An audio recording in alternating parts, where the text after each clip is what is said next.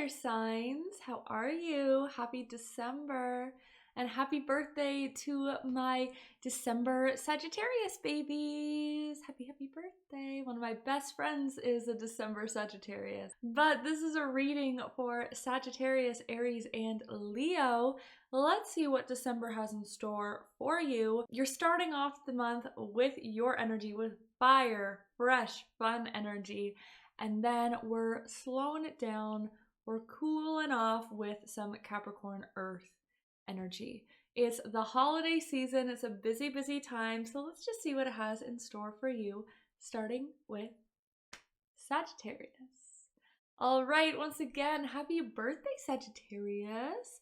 Happy birthday to all of you Sagittariuses born in December. Let me know if it's your birthday down below, or just let me know if you're a Sagittarius. But looking at your reading, it's very interesting. I know last time we talked a little bit about like some energy lightning, I think it was, and coming into yourself more. And we have a similar theme here as well. I also pulled you an oracle card for the end to really help to align your energy. So stay tuned to see what stay tuned to see what that is. But this month we have a little bit of a coming back to yourself, a recommittance to something. We pulled the 8 of Cups in reverse. It's saying, all right, last month we were getting your energy a little bit back on track, and now it's time to recommit to a part of yourself that you have left behind, or recommit to something in your life that you sort of put on the back burner that you had to let go for a little while. This is going to take a little bit of an inwards journey, a little bit of self-reflection here, because there are a lot of excuses that you have in the way, especially why? Because of your environment. Why? Because of outside reasons. A, B, and C isn't possible. You can't keep going with this.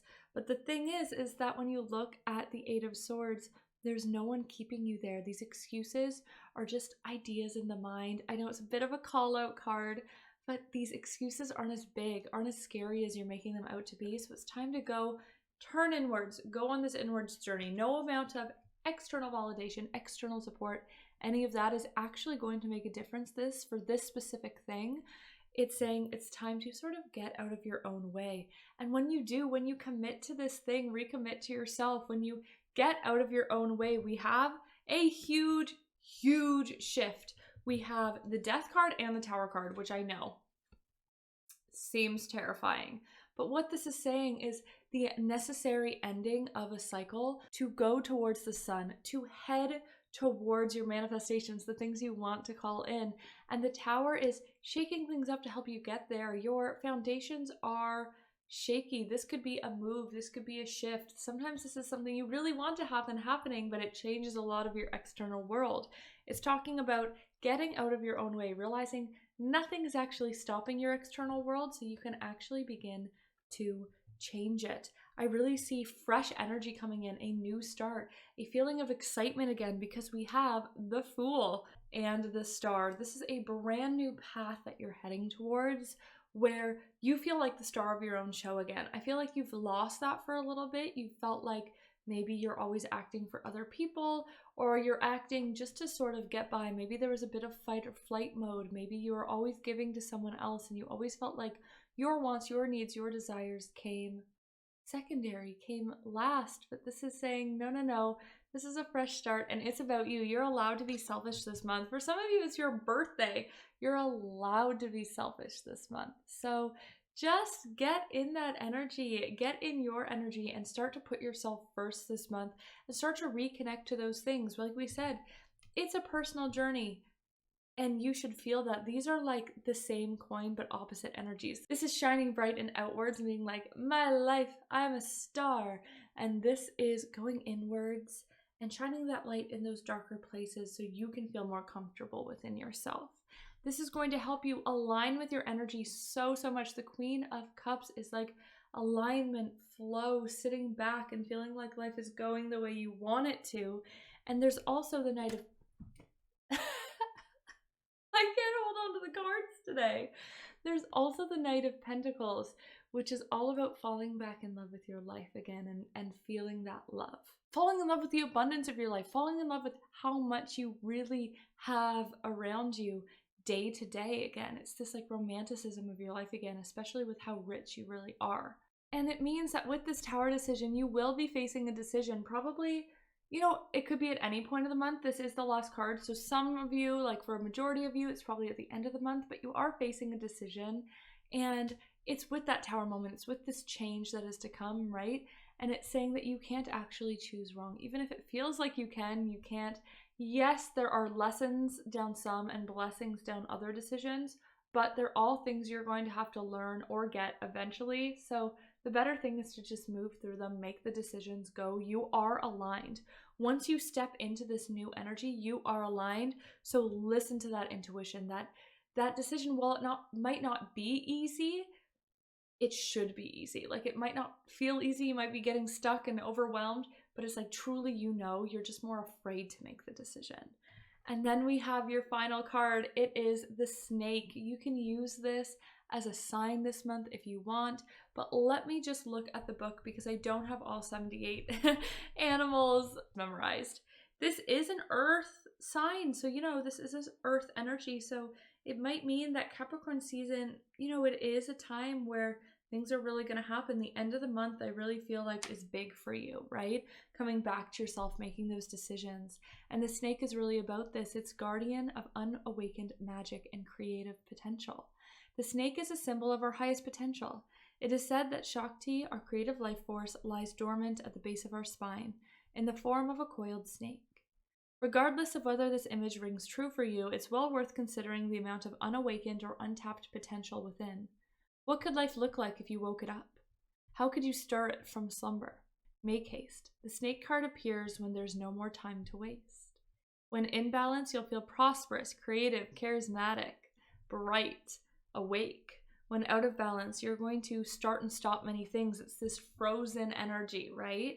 To bring into balance, Kundalini yoga or meditation would be really great, but I would also just say anything that makes you feel bright, anything that makes you feel like you're awakening to your life's potential, to your own potential.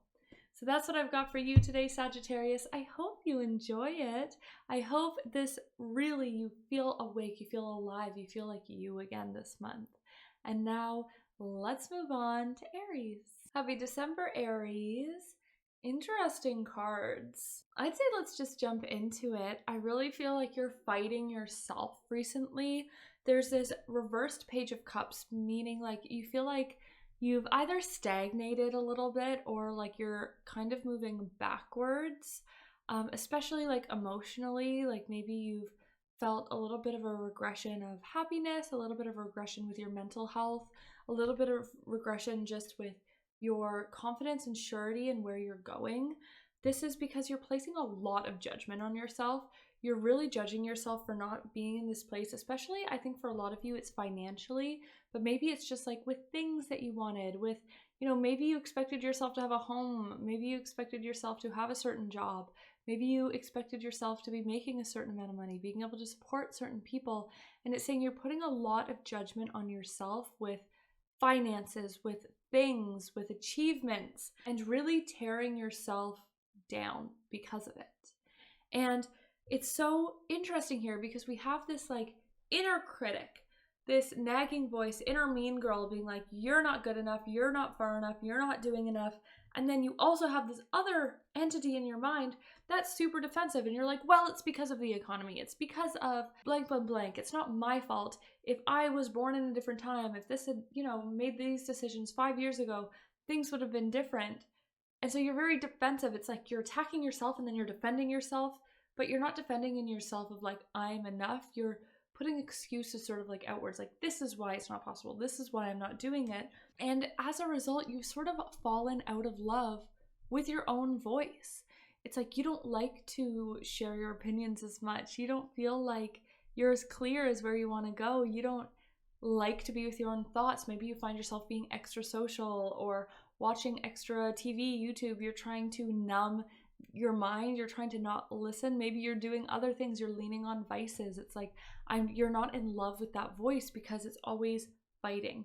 And it's saying, all right, it's time to put an end to this. It's time to close that door and set some internal boundaries, because right now there's just a raging war inside you. And how are you supposed to enjoy life? How are you supposed to fix things? How are you supposed to grow if you keep fighting yourself so hard? And so I really think it's important that you take self-development super, super seriously this month. I want you to, yes, be doing your gratitude journaling, be doing your meditation or whatever, but doing things like shadow work, doing things like rewriting your story, manifestation work, deep heart-centered work is going to be really, really important for you, especially when you get triggered by family members, by friends. This is a social month for a lot of people because it is the holidays. So it's like this work, especially for the first few months of December, is so important so you can really root yourself in your confidence. Because if you don't, we have two things. We have the 10 of Swords here, meaning that you're just going to continue to put yourself down into this really harmful, low rock bottom place, and you're going to allow the opinions of others to really, really get to you. Or you can start to do this work, you can start to do this journaling, you can start to, even if it's not journaling and all of this, like if you can go to therapy, go to therapy. Like this is starting to take care of your inner world, taking care of your mind and making that inner critic a little less loud, allowing your personal voice to be nicer to yourself. And if you really do this work, if you start going to therapy, if you start doing this journaling, if you start doing this mindset work, we have the Queen of Wands here. The Queen of Wands is like confident. She knows where she's going. She knows she's enough. She knows she doesn't have to answer to anybody, that she's just solid where she is and can keep going with it. And that's the energy that is so available and possible to you this month. But we do have these sort of like two endings cards being like, you know what?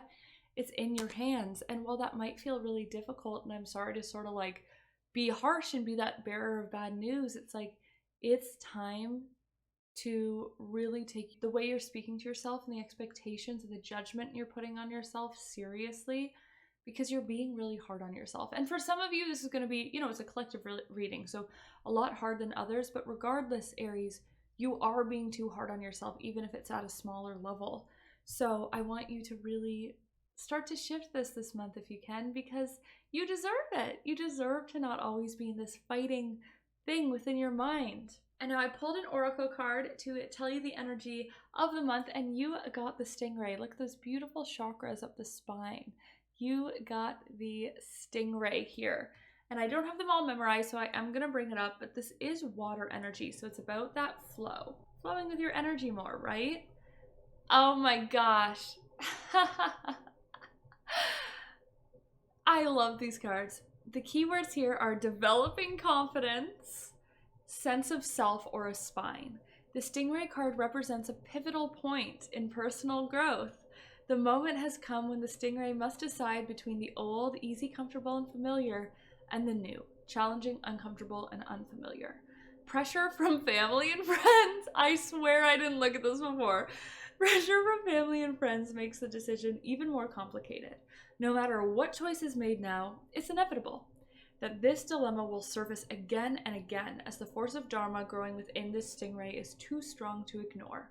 When in balance, you're going to feel eager and you're going to want to grow. When you're out of balance this month, Aries, you're going to blame others and quit. And to bring into balance, you just have to move through the discomfort. How aligned is that? Oh my gosh. You got this, Aries. It's about dedication to yourself this month, and I know you have what it takes. So believe in yourself. Let's get that work done, and I will see you in the new year with a new and fresh you who are ready to move on to whatever's next. All right. Let's now go on to my darling Leos. Happy December, Leos. I love the energy. Your cards, I wish I could show you. They're really nice. Maybe I will. Maybe I can. Here's your cards. Look, don't they just look nice together?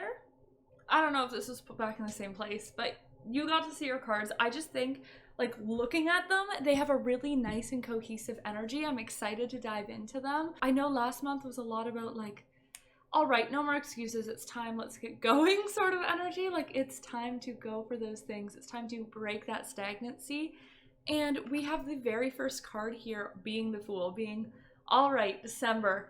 It's a new start. We're going, we're moving. There's fresh energy available from you right from the get-go. You don't feel it. It's time to be like, all right, I'm open to it. I'm tapping into it because it is there. And not only is the fresh energy there, but we also have the Wheel of Fortune saying that there are opportunities available to you this month. Make sure you're really embodying that fresh energy, really embodying this new sense of self, this new version of yourself, because we have doors opening. It's the energy of a luck, alignment, abundance, doors opening, opportunities, wish fulfillment, saying yes. I want you to say yes to as many things as you can this month, because let's just see where it takes you.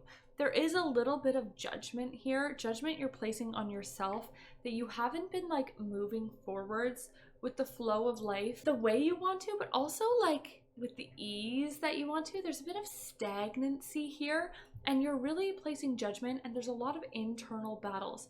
People are saying things to you and you're really, really taking it to heart, and it's like, we have to work through this. We're working through this, and we're regaining our confidence as Leos. The Queen of Wands is confident. She knows what she wants. She knows she's capable of it. She's not listening to anyone. She has her little cat here, her little guardian, her support, her dark feminine energy, and she has her staff being like, I'm solid, I'm secure, I know my path forwards, and I'm in love with the abundance of my life. I am so in love in the day-to-day abundance of my life. I am so rich in so many ways. This energy, encapsulating this energy, basically it's not even as much about like doing the work to shift your mindset, doing the work to like rewire those thoughts, as much as embodying this Queen of Wands energy and Knight of Pentacles energy so strongly that the light eclipses the darkness. That even when that comes up, you're like, that's okay, because I am confident in where I'm going. And it's a little bit of a returning to yourself this month. There's this version of yourself that was so powerful, and you've kind of forgotten that. You kind of allowed them to step aside as you stepped into fear, as you stepped into doubt of yourself. And this month, you're finally feeling that return of like that hopeful version, that excited version, that fiery Leo version. You're like, this is who I was. And embracing things that that version of yourself would do, embracing that version of yourself more and more, realizing I'm not stepping back and regressing, I'm stepping back into the good qualities so that I can step forwards, so I can feel really secure emotionally, really secure in the flow of my life, really secure in who I am becoming. Because at the end of the month and in this new year, it is a time for big action. We pulled the reverse surrender card. It's like, you know what? That's why you're saying yes to things. You're taking this new energy, you're taking this new foundation of yourself, and you are running into the new year and running through 2025. It is a time for action, especially at the end. It's about cultivating that confidence and then running with it.